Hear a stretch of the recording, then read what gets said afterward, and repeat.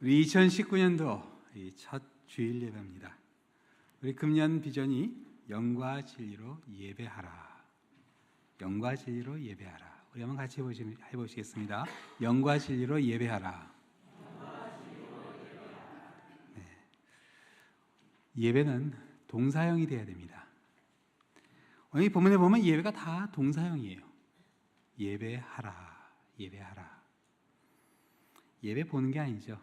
우리가 야구 보면서 야구하지 않습니다. 야구 볼 뿐이죠. 예배해야 합니다. 그러니까 예배 드린다는 표현도 쓰는데 사실 성경에는 제사 드린다는 말은 있어도 예배 드린다는 표현은 나오지 않습니다. 예배해야 합니다. 우리의 삶에 예배가 나타나야 돼요. 영과 진리로 예배하는 그러한 여러분의 2019년도 새해가 되시기를 우리 주님의 이름으로 축원합니다. 자고님이 인사하시겠어요? 예배하세요 하고 인사해 주세요. 예배하는, 예배가 우리의 삶 가운데 나타나는 우리 한 해의 시간이 되시기를 축원합니다. 기도하겠습니다. 사랑의 하나님 아버지, 예배가 우리의 삶에 순간순간 나타나게 하여 주시옵소서.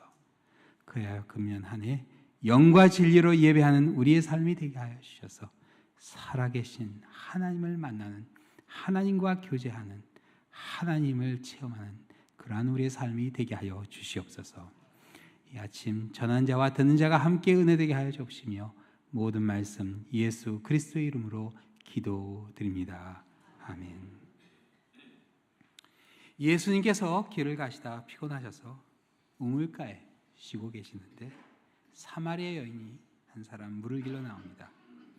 오늘 본문에 보면 유대인의 시각으로 6시쯤 되었다 하는데 이게 우리 시간으로는 정오쯤 됩니다. 뭔가 이상합니다. 가장 뜨거울 때, 더울 때 왜 혼자 나왔을까?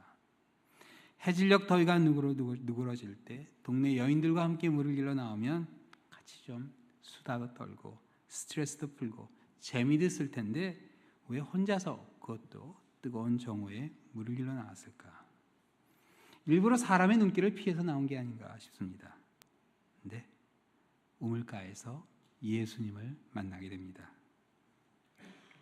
예수님께서는 여인에게 물을 좀 달라 부탁하십니다. 근데 이 여인의 반응이 상당히 무례합니다. 당신은 유대인으로서 어찌하여 사마리아 여자인 나에게 물을 달라 하나이까? 이게 물을 준다는 얘기인가요? 안 준다는 얘기인가요? 이 여인의 이 무례함을 9절에 이렇게 설명해 줍니다. 유대인이 사마리아인과 상종하지 아니함이로라. 유대인과 사마리아인은요, 서로 인사도 하지 않았던 그런 시대였어요. 옷차림만 봐도 사마리아인인지 유대인인지 구분할 수 있는 그런 시대인데 서로 인사를 안 했습니다. 그 이유는 유대인이 사마리아인을 경멸했기 때문에 그렇습니다. 사람 취급을 하지 않았어요. 그렇지만 여러분, 나그네가 목이 말라 물을 좀 달라 하는데 냉수 한 그릇 건네주는 일이 뭐 그렇게 어려운 일입니까? 냉수 한 그릇 주는데 돈이 드는 것도 아니고 뭐 힘이 들어야 얼마나 들겠어요. 근데 냉수 한 그릇도 줄 수 없을 망치 이 여인의 마음은 굳어졌습니다. 우리의 마음이 때로는 이렇게 굳어질 때가 있어요. 그렇죠? 냉수 한 그릇 주지 않을 것 같았던 이 여인에게 예수님께서 오늘 본문에 보면 아주 기막힌 제안을 해주세요. 마시면 영원히 목마르지 않도록 영생하도록 솟아나는 생수가 있다고 얘기를 해주세요. 이 예수님의 말씀에 여인의 태도가 180도 바뀌죠. 15절에 보세요. 주여 그런 물을 내게 주사 목마르지도 않고 또 여기 물길로 오지도 않게 하옵소서. 바로 전까지만 해도 막 삿대질이라도 하면서 달려들 것 같은 그런 기세였는데 호칭이 바뀝니다. 주여, 주여. 이 여인은 예수님이 말씀하시는 생수만 얻게 되면 더 이상 물을 길러 우물가에 오지 않아도 된다고 생각한 거예요. 여러분 생각해 보세요. 이 여인이 사람들의 눈길을 피해서 그렇게 몰래 우물가에 온 여인이 물을 길러 오지 않는다고 과연 행복해질 수 있을까? 이 여인은요, 예수님이 말씀하신 생수가 무엇을 의미하는지 아직 몰랐습니다. 그런데 한 가지 감사한 건 있어요. 예수님과의 대화가 시작됩니다. 여인이 생수를 원하자 예수님께서는 생수를 준 조건을 이야기하시는데 여인에게 남편을 불러와라. 그렇게 말씀하셨어요. 16절이죠. 이르시되 가서 내 남편을 불러오라. 이게 전혀 예상치 못했던 그런 일이었어요. 여인은 단번에 남편이 없다 그렇게 둘러댔습니다. 그러자 예수님께서 이 여인이 깜짝 놀랄만한 그런 말씀을 하시죠. 17절 후반부에 보면 예수님이 하신 말씀이 이렇게 나와요. 내가 남편이 없다는 말이 옳도다. 너에게 남편 5이 있었고 지금 있는 자도 내 남편이 아니니 내 말이 참되도다. 자, 이제 우리는 이 여인이 왜 사람들의 눈길을 피해서 혼자 물을 길러 왔는지 이해가 됩니다. 이 여인에게는요, 인생을 함께하고 싶을 만치 사랑했던 사람이 무려 5명이나 있었습니다. 그런데 그 5이 사별을 했는지 이혼을 했는지 이혼을 당했는지 우리는 알 수 없지만 한 가지 확실한 것은 모두 그녀의 곁을 떠나고 말았다는 그 사실이에요. 그리고 당시 같이 살고 있던 사람은 있었지만 남편은 아니었습니다. 결혼을 안 한 거였어요. 정말 기가 막힌 인생이죠. 여러분, 세상에 결혼을 5번이나 실패하고 싶은 여성이 어디 있겠습니까? 근데 우리의 인생이 그래요. 영원할 것 같은 그런 관계들이 병으로, 사고로, 배신으로, 무관심으로, 심지어 죽음으로 무너집니다. 그리고 어느 한순간 우리의 마음에는 정말 말할 수 없는 그런 공허함이 밀려오게 됩니다. 겉으로는 너무나 강한 척했던 그 사마리아 여인이었지만 그 속은 너무나 가엾고 측은했습니다. 생각해 보세요. 그 보수적인 중동 사회에서 결혼을 5번이나 하고 또다시 남자와 동거하고 있었으니 동네 사람들이 그녀를 어떻게 생각할지는 안 봐도 뻔합니다. 정말 이 여인의 삶은요, 광야와 같이 메말라버린 그런 인생이었어요. 그래서 우리가 여기까지 이 내용을 쭉 종합해 보면 이 사마리아 여인은요, 하나님을 신실하게 믿는 정숙한 여인이기보다는 신앙과는 전혀 관계없이 세상적인 만족과 기쁨을 추구해온 그런 여인같이 보입니다. 그런데 이 여인이 예수님과 나눈 대화를 쭉 읽어보시면 어느 한순간부터 이 여인의 입에서 놀라운 단어들이 튀어나오기 시작해요. 선지자, 예배, 예루살렘, 메시아, 그리스도. 놀랍게도요, 이 여인은 메시아, 그리스도, 하나님의 약속 가운데 이스라엘 백성을 구원할 구원자를 기다리고 있는 그런 여인이었어요. 오늘 보면 25절 말씀이죠. 여자가 이르되 메시아 곧 그리스도라 하는 이가 오실 줄을 내가 아노니 그가 오시면 모든 것을 우리에게 알려주시리라. 하나님의 약속을 믿고 메시아를 기다렸던 여인이었어요. 그런데 이해가 안 됩니다. 아니, 왜 하나님의 약속을 믿고 말씀 가운데 있는 여인이 결혼을 5번이나 하고도 모자라 또다시 남자와 동거를 하고 있었을까? 도대체 이 여인의 삶에는 뭐가 어떻게 언제부터 잘못되었기에 이게 이렇게 돼버리신 거죠? 이렇게까지 망가졌을까? 이해가 안 되죠. 간접적이긴 하지만 우리는 그 이유를 20절에서 찾아볼 수 있습니다. 20절을 보시겠어요? 이 여인이 이야기합니다. 우리 조상들은 이 산에서 예배하였는데 당신들의 말은 예배할 곳이 예루살렘에 있다 하더이다. 당시 유대인들은 예루살렘에서 예배를 드려야 한다 그렇게 주장했습니다. 그런데 사마리아인들은 모세가 명령한 사마리아에 있는 그리심산에서 예배를 드려야 된다 그렇게 반박하고 있었어요. 예배 그 정통성을 놓고 유대인과 사마리아인은 끊임없는 논쟁과 싸움을 해왔어요. 근데 여러분 생각해 보세요. 아무리 신앙적인 문제라 하더라도 사람들이 논쟁하고 싸우는 자리에 여러분 가고 싶은 마음이 드시겠어요? 교회 사람들이 모여서 같이 찬양하고 기뻐하고 서로 사랑하는 그런 자리가 돼야 되는데 이 자리가 그냥 논쟁하고 싸우는 그런 자리가 된다면 여러분 오고 싶은 마음이 드시겠어요? 신앙생활은 논쟁하고 싸우는 게 아닙니다. 신앙생활은요, 사랑하고 섬기는 게 신앙생활이에요. 유대인과 사마리아인이 끝도 없이 논쟁하고 싸우는 가운데 어느 한순간 이 여인의 마음이 예배에서 멀어지기 시작한 거예요. 그리고 예배에서 채워지지 않은 그 영적인 갈급함을 결혼해서 찾으려 한 게 아닌가 싶습니다.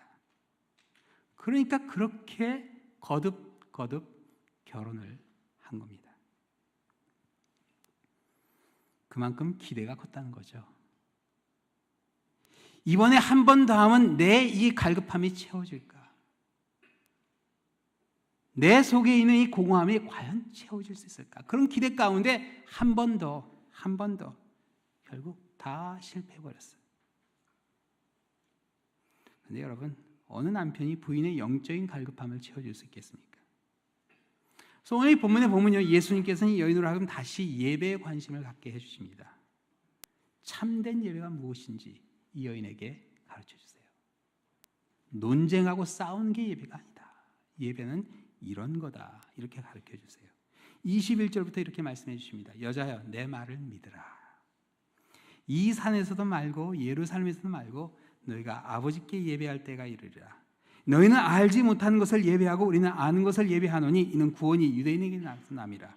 아버지께 참되게 예배하는 자들은 영과 진리로 예배할 때가 오나니 곧 이때라. 아버지께서는 자기에게 이렇게 예배하는 자들을 찾으시니라. 하나님은 영이시니 예배하는 자가 영과 진리로 예배할지니라. 여러분, 예수님이 하신 이 말씀에 보면요, 예배할지라, 예배하라, 이게 다 동사형으로 합니다. 하는 거예요. 예수님께서는 여인에게 참된 예배는 장소와 시간이 아니라 영과 진리의 좌우됨을 가르쳐 주십니다.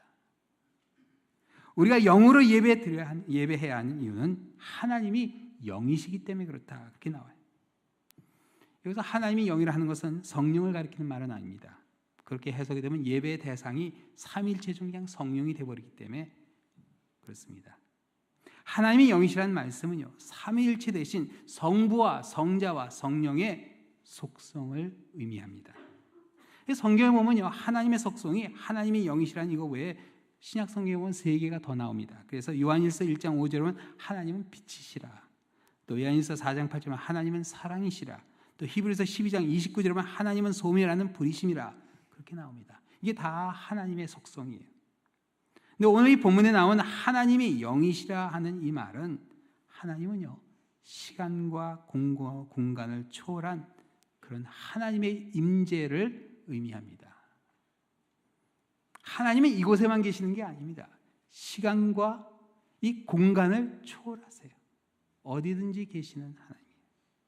이 영이신 하나님을 만나기 위해서 예배자도 영으로 예배한다는 이 말은요, 시간과 공간을 초월하신 하나님과 같이 우리도 시간과 공간이 주는 이 제약으로부터 자유하게 되어서 예배해야 한다는 그런 말씀이에요. 자, 이해되시나요?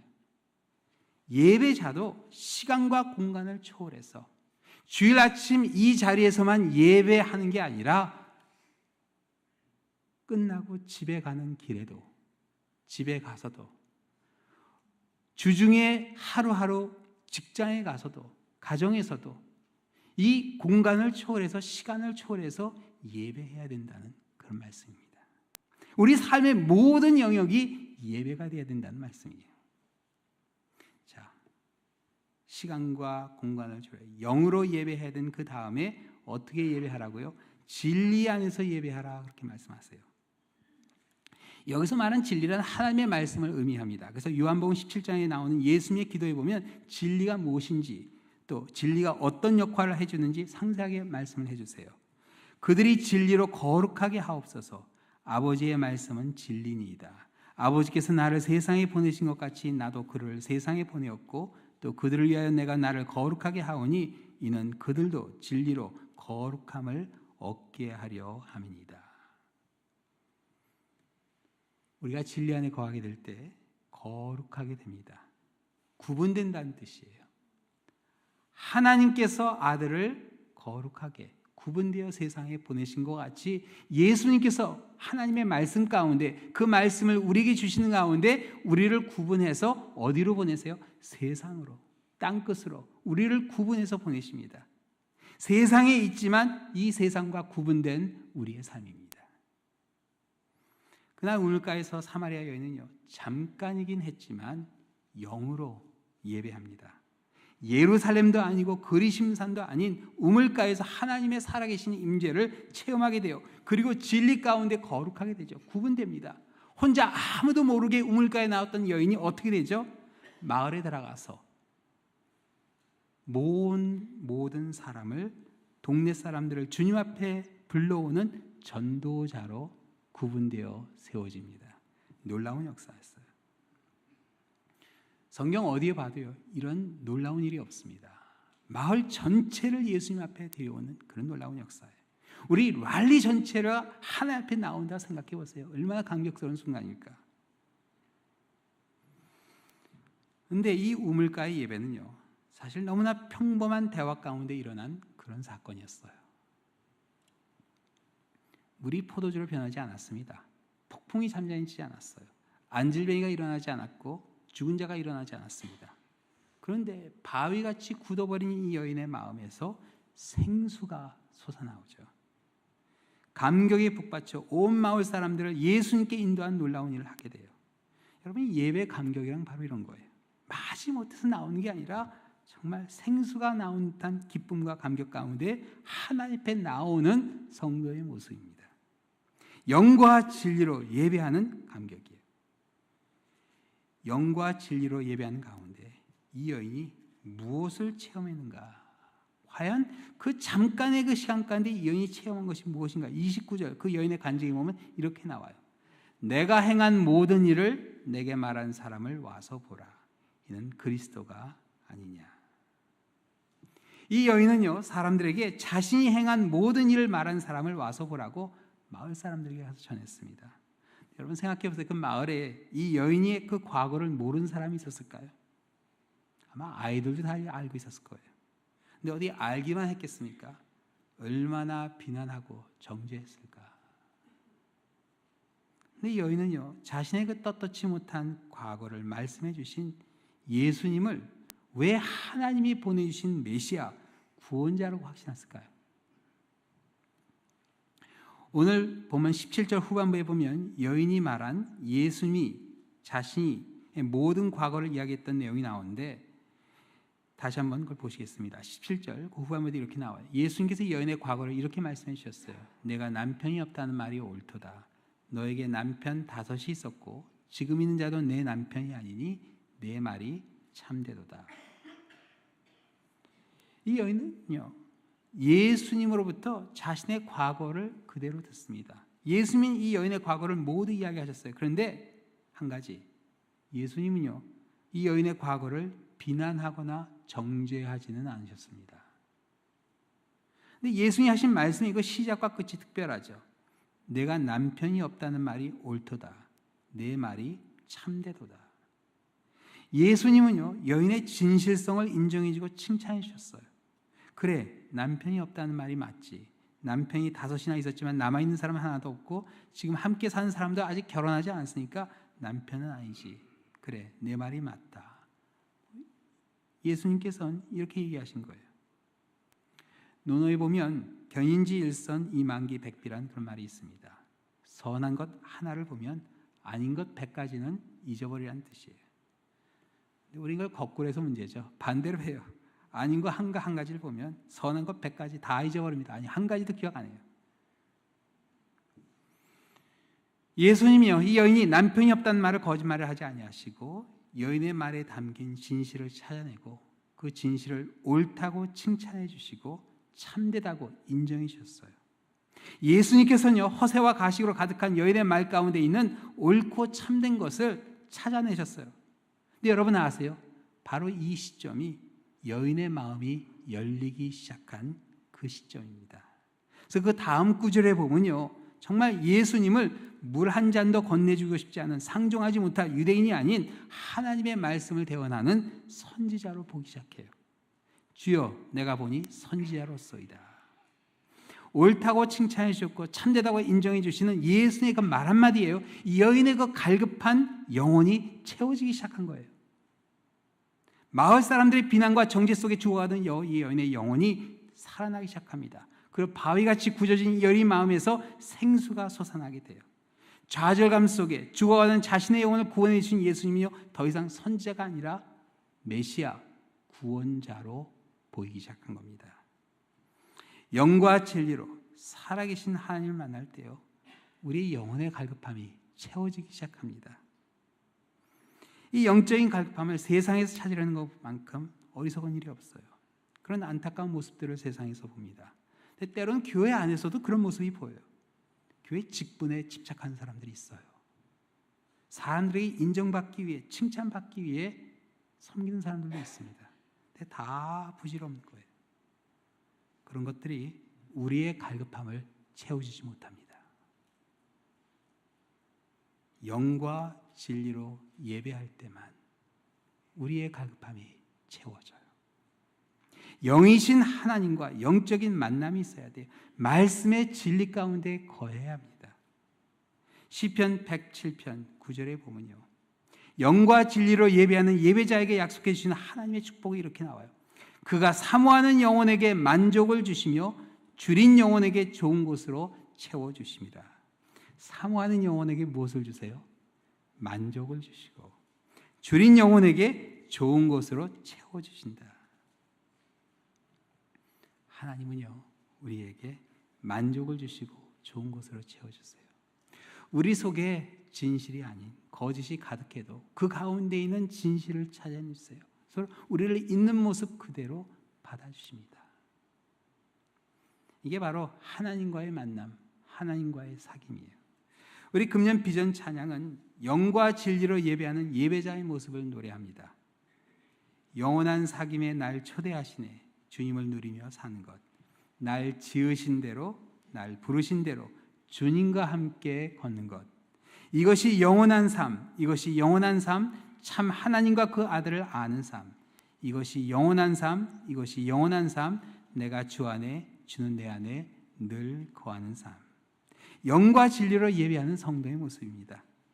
영과 진리로 예배하는 가운데 우리의 진실됨을 보아주시는, 우리의 참됨을 보아주시는 그 하나님과의 만남과 사귐 가운데 여러분의 영혼의 갈급함이 채워지는 그런 2019년도가 되시기를 우리 주님의 이름으로 축원합니다. 기도하시겠습니다. 사랑의 하나님 아버지, 우리의 삶 가운데 갈급함이 있습니다. 이 갈급함을 영과 진리로 예배하는 가운데 채워지는 역사 일어나게 하여 주시옵소서. 주님과의 만남, 주님과의 사귐 가운데 살아계신 하나님의 임재가 이 장소와 시간을 초월하게 하여 주시고 진리 가운데 거하는 아버지, 우리의 삶의 순간순간이 되게 하여 주시옵소서. 영과 진리로 예배하는 우리의 삶을 거룩한 산제사로 받으시오며 모든 말씀 예수 그리스도의 이름으로 기도드립니다. 아멘.